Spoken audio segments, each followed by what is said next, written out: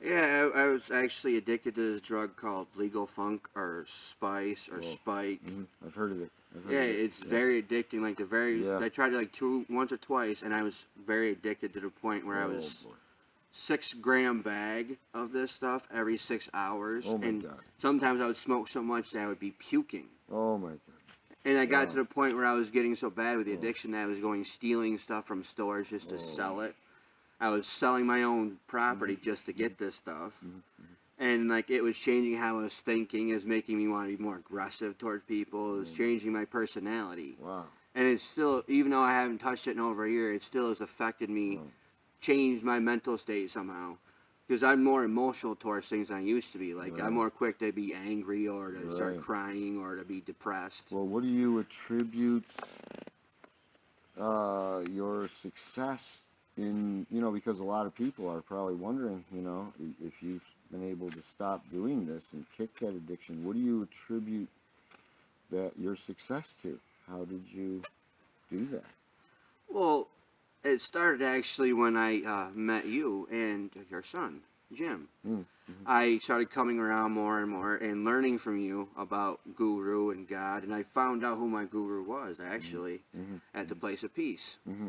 Mm-hmm. And when I found him out and I learning more from you, Mm-hmm. I started practicing more with just your talk, and then talking to Guru more, Mm-hmm. Mm-hmm. and then even down to something as simple as like my nephew being born. Mm-hmm. Stuff like that helped change my thought process too. I want to stop doing all the drugs I was doing, the Right. legal funk. I Right. led to other stuff too. Right. I stopped doing all the pills and Mm-hmm. everything that I was doing, any powders. Mm-hmm. Oh I boy. don't touch any of them anymore because Wonderful. I That's have good Guru news. looking out for me, Right. teaching me. Right. I have God above me actually helping Guru guide me throughout this Right. life and Right. helping me through my struggles. Right. I ended up in the hospital almost dead because Wow. of my addiction. Wow. I had an IV hooked up with 2 liters of fluid pumped into me. I had body parts, Wow. organs shutting down Oh my God. Wow. at that point, and I couldn't even walk. I had an ex-friend of mine and then a good buddy of mine actually, and another person actually physically carried me in there, and another friend had to talk for me because I couldn't even talk. I was having such anxiety attacks. Mm-hmm. Point where the nurse told me if I didn't relax, I was going to black out. Mm-hmm.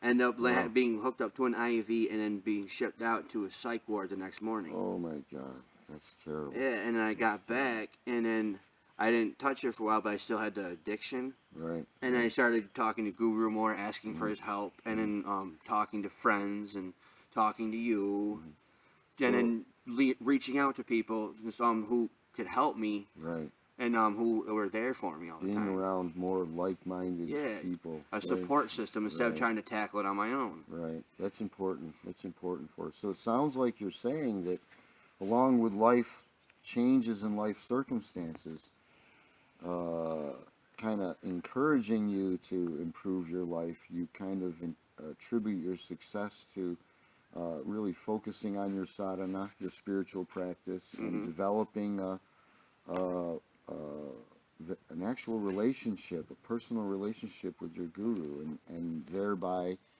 developing a relationship with God through your guru. Ganapati, maybe you can ask him, do you feel that our teachings have contributed in any way to, Okay. to you getting over addiction?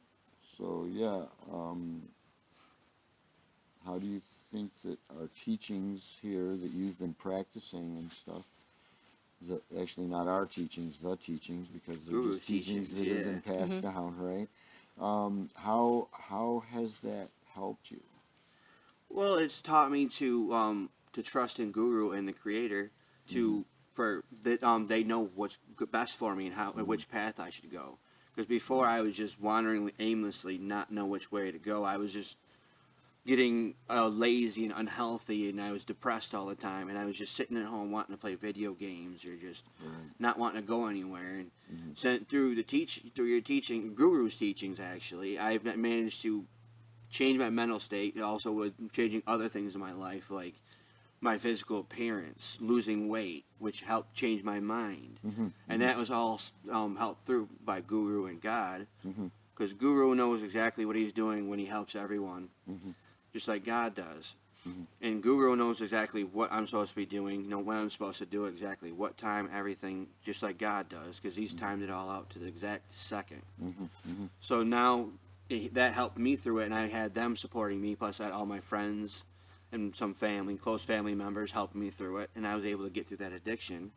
And now I've actually been a year off of the stuff, and I talk to you quite regularly. I talk to your son all the time.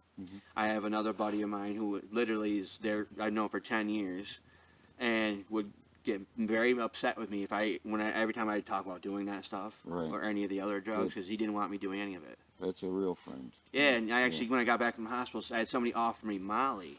Oh, boy. And he just stood up, 6'2", nearly 300-pound man, stood up within a second, spun around and told him, get that shit away from him. There you go. Good. And that had stuck in my head years later, like this a year later or whatever, about that happening. Right. That he actually was looking out for me like that. Good. So I knew I had somebody helping me out. No, we need that. We need a support system, a family, a spiritual family, Yeah. Sometimes our actual personal family, some of those members are not always supportive and helpful to us. Sometimes there's people that are actually outside of our, say, blood family that are actually more supportive and actually have our true interests more in mind than the average person. So our family can be large, and we want to keep those people around us. Yeah. And the rest, we want to kind of avoid those, the ones that are going down that wrong direction that we don't want to go down anymore. Yeah, God has a plan for them too. Yeah. To eventually steer them from that. They're just going through a rough patch at that time. And it's their timing. Right? I've been through rough patches myself, to the point where I've been stealing stuff from stores, lying to people because of that addiction that I was talking about. And I was helped through that by friends, family, creator, guru, and I was able to get through it. I'm here today sitting in front of you actually, talking to you, perfectly fine, healthy, in a lot better shape, working, got my own place, got a job. I make money now, so I'm in a better place in my life in general than I was, like I say, a year ago or 2 years ago. Right. Where I didn't want to ever go anywhere, do anything. I was content living at my parents' house, not even trying to get a job, not trying to better my life, which I'm doing now. I'm still in the process of doing. It's an everyday thing. It is. Just like with some things, like I was addicted to cocaine at one point in time, but not hardcore.